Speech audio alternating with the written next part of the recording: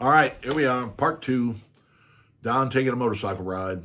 Uh, Please don't forget to like, subscribe, and maybe share if you have friends you think might do it. And don't forget to hit the notifications button so you'll be made aware when new videos come out. The spiel. Anyhow, back to the trip. So I crossed Texas, went through New Mexico, through Arizona, went through to Needles, California. And I'm going to tell you that when I came to Louisiana, and I'm going to tell this story one day, but I want to do it from a certain location. I'm waiting for it to cool off a little bit before I sit out there and bake in the sun. I might end up, I just found out that some flooring I'm supposed to install, it was supposed to be here today. It's not going to be here till Monday. I'm kind of pretty much officially retired now. Excuse me. I should have used the pause button. I'm kind of officially pretty much retired now, so this is the last job that I'm doing. It's on my stepdaughter's house, and retired or not, I'll be working on her house, so it's no big deal. But her flooring's not coming in until Monday. It's supposed to be here today, so I got a couple of days. So I might end up going over there this weekend. I won't do it tomorrow because one thing you don't ever want to do, okay?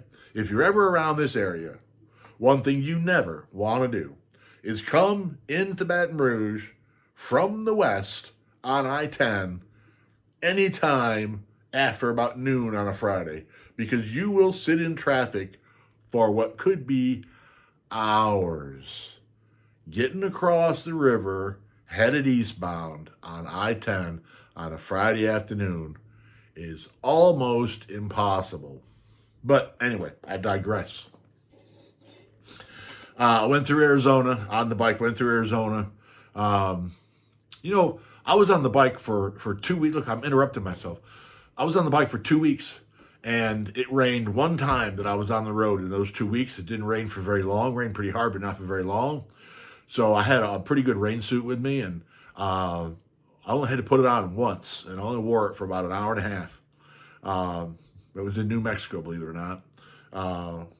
Other than that, it was just perfect. In fact, it was better than perfect weather. Man, there's a million stories running through my skull. Anyhow, I went through New Mexico, Arizona, came into California on, I don't remember the highway number. It might be Interstate 40. I don't remember now. But I saw the sign that I had been waiting to see my whole life since I was a little kid. The sign said, "Welcome to California." When I came to Louisiana, I was actually headed to Texas. And the reason I was headed to Texas was because I wanted to get rich and famous, worked in the oil field, buy a new pickup truck, buy a new dirt bike, which should have taken about a week. Big plans for a kid. And then I was going to go to California, ride the desert. I was a dirt bike guy. I wanted to ride the desert. Anyway, I went into California through Needles, and ended up in San Luis Obispo. Now here's a guy that's out on a motorcycle trip on a vacation. That was the last vacation that I've had, by the way. It was in 2000. I think it was 2009 by this point, because I had to work for a long time. I had to work for a couple of years to pay the bills off and save the money, and it took me a long time to get the bike ready because I was always at work or playing. And ended up San Luis Obispo. And I came up, I rode up the Pacific Coast Highway to almost to San Francisco. Came through Sacramento and Salinas and through, I don't know. I don't know the names of towns. I went through Wyoming. Oh, let me tell you something that I did that was unbelievably cool. I'm riding down the interstate. There's hardly anybody out there besides me. And as I'm on the bike, I'm looking, it's all kind of desert all around me, But as I'm looking off in the distance around the other side, I can see that I'm like there's a ring of mountains around me. I'm in the center, and there's just like all around me in all directions, far off in the distance, there's mountains. And up ahead of me, I can see the interstate. You get the two roads, the interstate. And up ahead of me, I can see where there was a cut in the mountains, and I can see the road went right through there.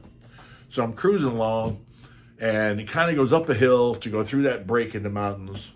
And as I crested the top of that hill, before me lie the Bonneville Salt Flats. And if you've never seen that, it took me totally by surprise, because when I did the map of roads and exits in this particular stage of the journey, I wasn't worried about anything until I got way further than what I was. The highway number didn't change. It would just stay on that road forever. My next turn was going to be, I think, at Rock City, Wyoming. I think it was at Rock City somewhere, take a right to go to Steamboat. But before me lay the Bonneville Salt Flats. And it was just, first of all, it was a really big surprise. Second of all, it was an incredible thing to see. It's also, for a motorhead like me, it's also, I mean, it's the home of Speed Week. People come from all over the world for land speed records. There's guys who've driven across that salt on a wheeled vehicle at over 600 miles an hour. It was an incredible thing to see. I was really surprised. That brought me into Salt Lake City, which, I'm just passing through. But that was a beautiful place. I mean, Salt Lake City was real clean. I mean, sparkly clean, and very picturesque. That was a beautiful place. Anyhow, I ended up going down to going through there. Then I took that right, headed down to Steamboat Springs, see my sister in Colorado. Stayed there for a couple of days. The day that I left, when I was going through Arizona and New Mexico, as a matter of fact, I got to tell you this. When I got to the hotel room, I stayed in hotels, right? After being on the bike all day in the heat, I ain't sleeping in no tent. I have no intention to do that. I had saved the money specifically to go to hotels. I went to hotels.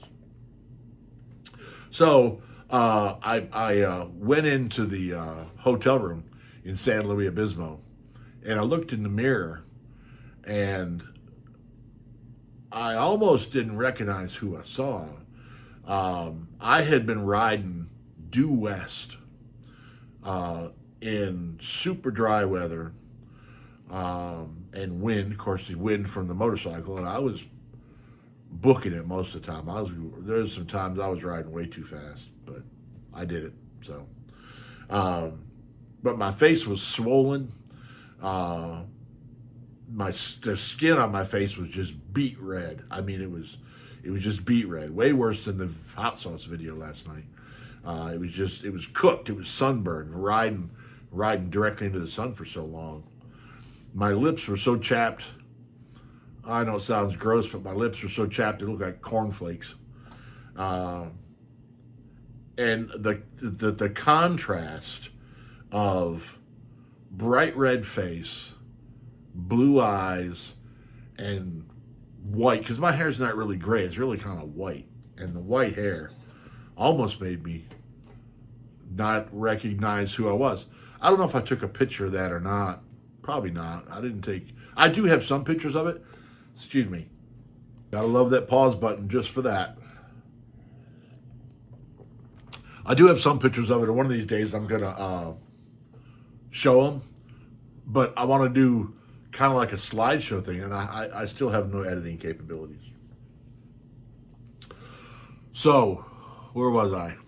Oh, so I stopped at my sister's house. While I'm at my sister's house in Colorado, Steamboat Springs, I've been going through New Mexico, Arizona, Nevada, Wyoming, and the temperature was, when I pulled into the hotel in Arizona, Flagstaff, at a hotel in Flagstaff, it was 106 degrees outside.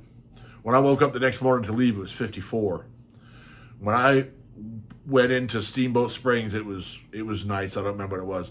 When I got up the morning to leave my sister's house in Steamboat Springs, I had to go across Rabbit Ears Pass, and I was up drinking coffee, watching the weather report on the TV, because you watch the weather report when you're out on your motorcycle. They said the temperature at Rabbit Ears Pass was 38 degrees. It was in July or even August, maybe. I don't remember, July or August. And it was 38 degrees crossing Rabbit Ears. I froze my butt off. Now, I had brought stuff. Obviously, I had brought my riding gear, so I was pretty well covered up. I had gauntlets and, but still, it was, as a matter of fact, while we're at my sister's house, a pretty good hailstorm hit. And the bike was outside, didn't damage it, which I was very happy about. All right, this is part 2. It's run 10 and a half minutes right at the moment. Once again, I'll continue this later, or one of these days, maybe I wrote a book about this, and maybe one of these days I'll get it copywritten and printed or something. I don't know. I'm not sure what to do with it. It's not very long. It's 48,000 words, which is not that long of a book, but I think it's an interesting story. Either way, thank you very much for being here. I really do appreciate it. Thank you much for subscribing. Thank you very much for staying to the end of the videos. YouTube wants everybody to stay to the end of the videos. I appreciate everybody so much that I really can't express the gratitude that I have and the appreciation that I have for all of y'all being here. I'm just sitting here talking into a telephone, into a camera, whatever you want to refer to it as. I'm really happy to do it. I'm happy to be here. I thank you guys so much. And Elmer says, I'm going to turn off the camera. Go ahead, Elmer.